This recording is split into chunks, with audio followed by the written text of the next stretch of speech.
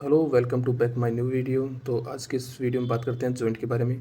तो सबसे पहले बात करते हैं तो सिंपल जॉइंट होता है, बिटवीन द दो बोन के बीच में जो जॉइंट होता है सिंपल जॉइंट होता है, और दो बोन से ज़्यादा मिलकर जो जॉइंट बनाते हैं उनको कंपाउंड जॉइंट बोलते हैं।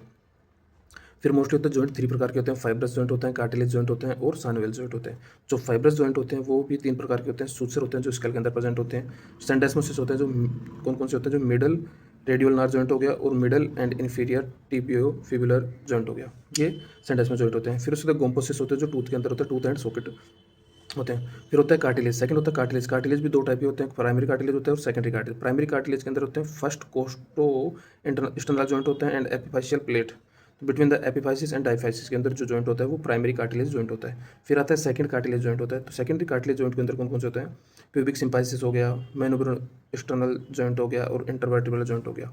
फिर थर्ड होता है साइनोवियल जॉइंट, ये मोस्ट इंपॉर्टेंट जॉइंट होते हैं। तो इसके अंदर अगर एग्जाम के अंदर एक या दो क्वेश्चन आते हैं तो सबसे पहले तो इसके अंदर होते हैं बाल एंड सॉकेट जॉइंट होते हैं। तो बाल एंड सॉकेट के अंदर बात की जाए तो बिटवीन द इनकस और स्टेपिस के अंदर ये बाल एंड सॉकेट जॉइंट होते हैं। हिप जॉइंट हो गया, शोल्डर जॉइंट हो गया और टेलो कैल्किनो नेविकुलर जॉइंट होता है। ये कंप्लीटली मतलब फुली राउंडेड रोटेटेड जॉइंट होता है बाल एंड सॉकेट। फिर उसके बाद होता है हिंज जॉइंट। हिंज जॉइंट के अंदर होता है एल्बो जॉइंट होता है, इंटरफेरेंजियन जॉइंट होता है। पिवोट जॉइंट के अंदर होते हैं superior inferior radial nerve joint होता है और अटलांटो एक्सियल जॉइंट होते हैं जो नो का मूवमेंट करते हैं उसके अंदर।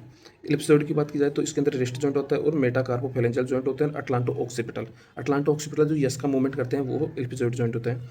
फिर उसके बाद होता है सैडल जॉइंट।